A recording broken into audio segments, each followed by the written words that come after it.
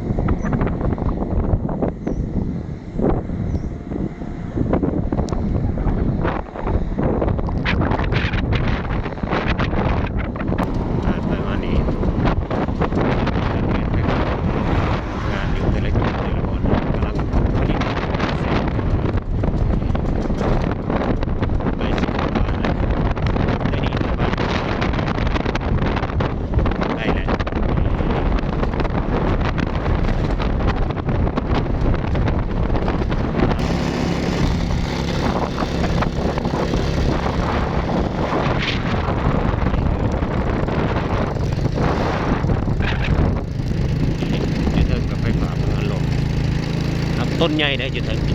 ที่เราไอ้สีทายไก่ในยันติพี่น้องมาส่งมาเบิ่งเลยว่าไอ้พวกว่าต้นมันใหญ่สมัยกำลังทำงานอยู่ใกล้ทางอยู่ได้ต้นตัวนี้เนี่ย